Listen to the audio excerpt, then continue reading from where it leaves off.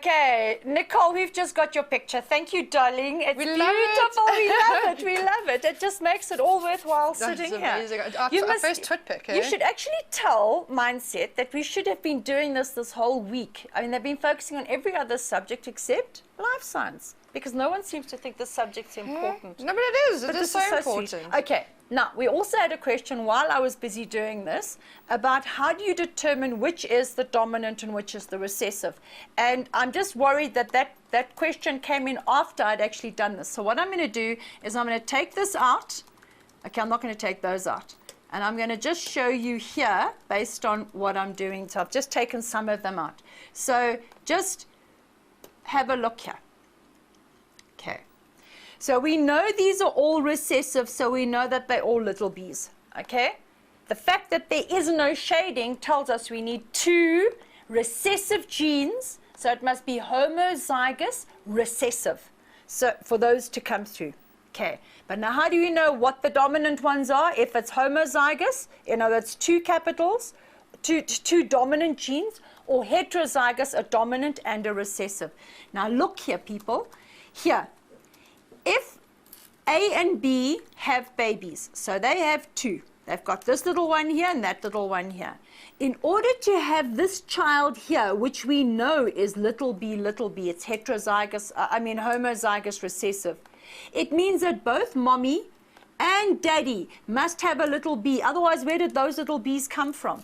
All right? If we look here at the Punnett square, I must have a little b somewhere for the baby to have, one for the mommy, one for the daddy, for the baby to end up with 2 little b's. So that's what we've got here. And the fact that they are shaded tells us that they are black, which means there must be a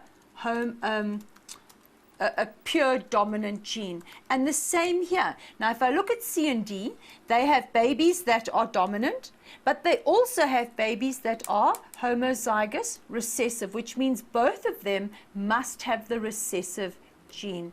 And that is how we know it. The same here. If we look, these 2 end up with a whole bunch of babies. Now, these babies here are homozygous recessive. So they're little b's and they're not shaded. They tell you that. But look at these 2 here. They can't be capital B, because it means one of the capital B's would have had to come from mommy or daddy, at least from mommy here. So it means that they are heterozygous. There we go. Now if we look at our questions quickly, it says name the gender and the color. So of B and G. So B is capital B, small b, and it's a circle, so it's the mother one, so it's a female. Okay, and G is a square, so it's male, and it's not shaded, which means it's a male with brown spots. And that's all they wanted you to do, is look at the key. Very, very easy. Okay, and that was that for that question. All right, somebody wanted a Punnett square as well. No, but before that, there was another question that they asked. Yes, is this Nikita's co-domination? No? Yes, that one, was it? Okay. Oh, good. Okay. I never know.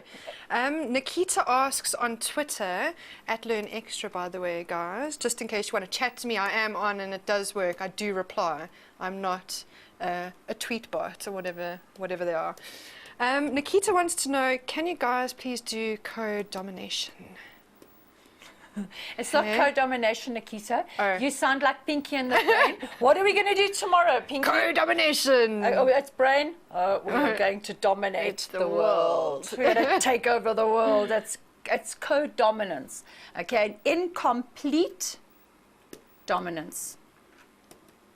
So for our learners out there, this is a way to remember it. With co-dominance, okay, if it is it's like mutualism. It's like being mutualistic. Company it's together. A co for company. We're working together. So we are going to dominate and take over the world together.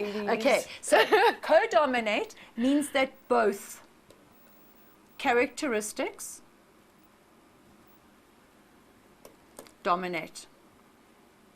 Now, if we think of an example, we would have something like blood groups. Okay?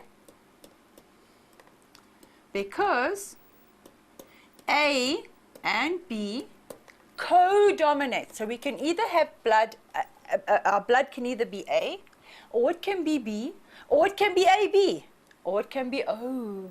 Okay. And O, if it is O, then it means you've got the two little recessive genes. So here we have what's called multiple alleles, but it dominates equally. So if I have a dog, and my dog has black spots and white spots, okay, and they are both, the spots are very clear and they're equally distributed, it means that black and white co-dominated. Okay, but if I have a black dog and a white dog, and I end up with a gray puppy, then it is incomplete dominance. In other words, in incomplete dominance, co-dominance, you're going to end up with that. Let's just put you another example would be red plus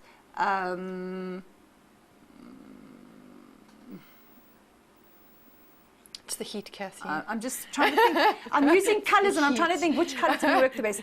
If I use blue. co-dominance for red and white, I'll have a flower that looks like this, and it's going to have red here, okay, or orange in this case, okay, and white on the end. So both colors, you can see they're not a mixture. But if it is incomplete dominance, we have a mixture. They say, peace. We're not going to fight. We're not going to fight about this. What we're going to do is we're going to say, let's both do it. Let's just sort of mix it in and do it. So if it is incomplete dominance, we're going to have red plus white is now going to be pink. Okay? A black dog and a white, or a black mouse and a white mouse, it's not going to give me a black and white mouse, it's going to give me a gray mouse. So if it is incomplete dominance, it's amazingly easy to spot, because if we go back to that other question that we had here, let's just go back. In this case, all these heterozygous dogs are going to end up being gray, and they're not.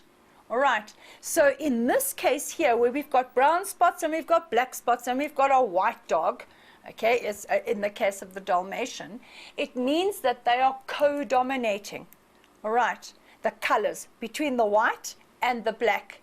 And then the brown is a lighter version of the black.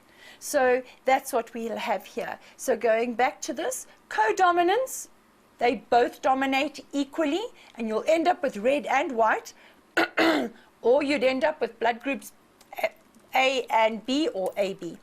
If it is incomplete dominance, you end up with a mixture of the two. So if it's black and white, you end up with gray, red and white, you end up with pink. They just mush it in and mix it in nicely, and it's easy to pick up, because the minute it is in the heterozygous state, so whatever that, if we say brown here, if it's in the heterozygous state, you are going to have the mixture of the pink. And there you go. So it's very, very easy. She happy? I hope so. Are you happy? Let me know on Twitter. I think it was Nikita, hey? Yes, Nikita. Okay, there we go. Nikita, let us know if that answered everything. All right, what we've got here is learners want to investigate eye color of fruit flies. Why anyone in their right mind would want to investigate the eye color of fruit flies? I'm not a fan of flies. Can you they imagine? Land on everything. Can you imagine lying in bed? No, but these are those things that you have on your bananas. So, can you imagine lying in bed at night thinking, what are we going to do tomorrow? Are we going to take over the world? No, we're not going to take over the world. We are going to look at the color of fruit fly eyes. Okay, so anyway, so here we've got the eye color of fruit flies. And the fruit flies can have, look at this, red eyes. Okay, aren't you excited, Indiana? No, actually, and they can have white eyes. But the fact that they put the red in capital letters tells you that this is the dominant. And in case you were too doff to figure that one out, they actually spell it out for you and say, red eye color is dominant over white eye color, which is recessive. Okay, male fruit flies, homozygous for red. In other words, homozygous means pure. Okay, they pure for red eye color. So those male fruit flies are going to be capital R, capital R. We're bred with female fruit flies. I hate it when they make the females weaker. But anyway, they are homozygous, which means pure, for white eyes, which means they're going to be, these little females are going to be little r, little r. Tiny little Is this Rs. difficult? No, I even understand. Do you? Yeah. And you said you didn't do biology, I so didn't there do you biology go. in school. People, if I she... didn't do biology. The producers say I'm lying. I didn't do biology. Okay, show how possible phenotype, which means what you see physically, okay, that's physically,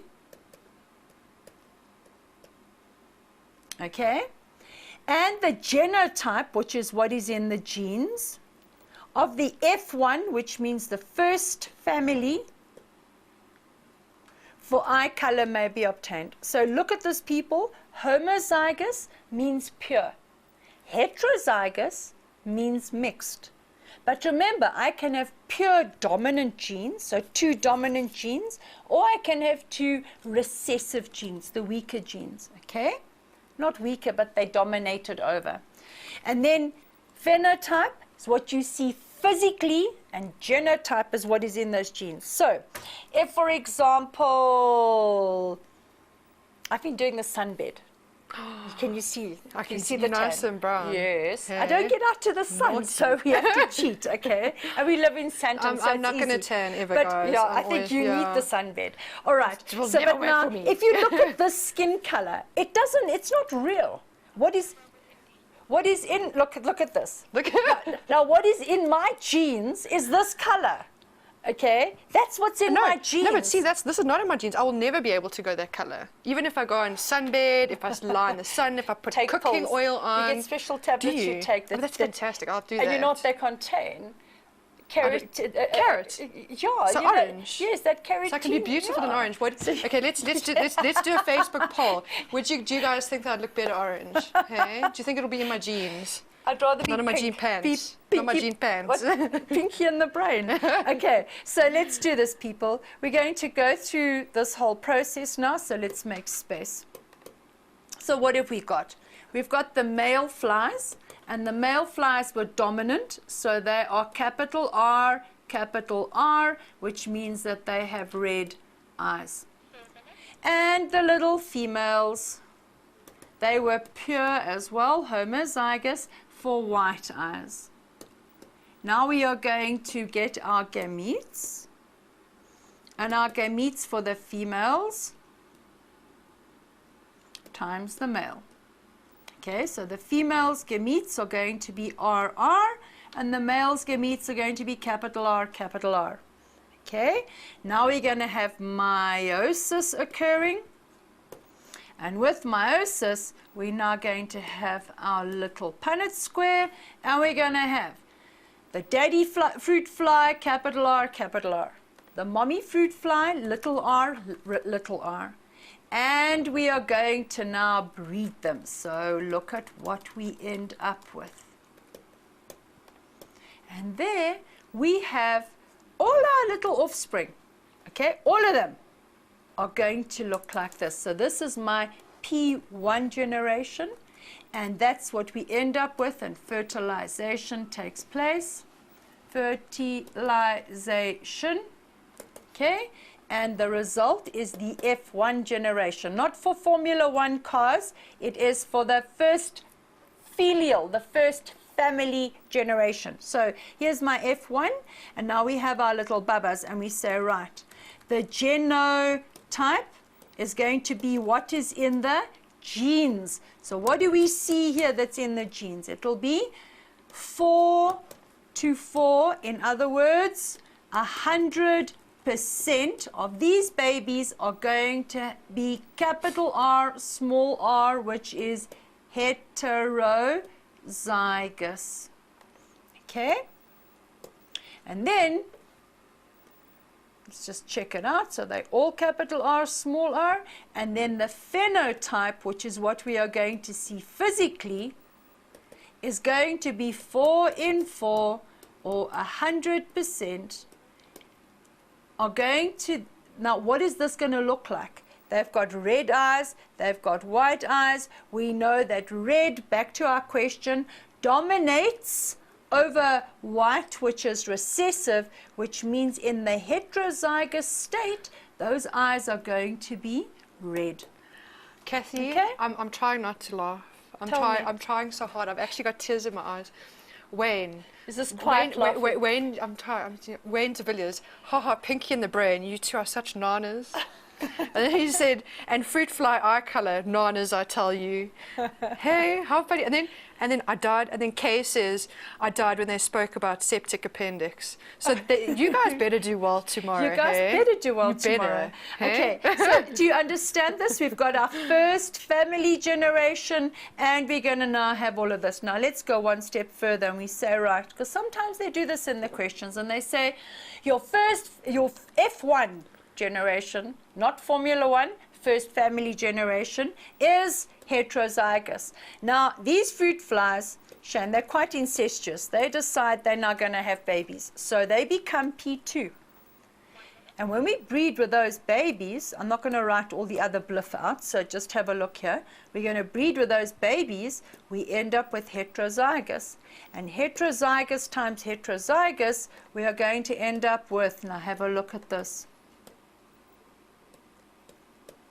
There's my 25% chance that the little babies are homozygous recessive. There's my 25% chance that the babies are homozygous dominant. And there's 50% chance that they're going to be heterozygous. So if we do the genotype of our F1 generation, we are going to have here 2 to 4, 2 to 4 or 50% are going to be heterozygous. Okay, 1 in 4 or 25% are going to be homozygous dominant, which is going to be capital R, capital R. And we're going to have 1 in 4 or 25% is going to be homozygous recessive, which is little r, little r. Okay? Then if we look at the phenotype people, 3 in 4 or 75% are going to be red. Okay? See here? These are all going to be red. That one's red, and that one's red. This little one here is going to be white. And 1 in 4 or 25% is going to be white. And if you can do that, you've got 100%. Okay, 100 genetics, there is no excuse not to get 100%, ever. Because if you know the basics, all you're doing is you're applying those basics. Okay, and I think it's time to go for our last ad break. So make sure you send decent questions through that I can actually tackle. All right, so because then, I mean, I've got 20 minutes left. Yeah, we've literally got 20 minutes. So Kathy, make it count. Before we go to break, quickly, I mean, they're asking for tips and things. Maybe what they should do is send in what they would like to know now, and then we'll try and... I'll give you the tips straight when we get back after. I'll give you what Kathy will decide what's the most important. What I figure and what sits here that you will get. Belly. Yeah. Okay. So, and I haven't seen the paper, so I'm not cheating. And she'll know. She'll have the best. Okay, so let's go to a break and we'll see you now.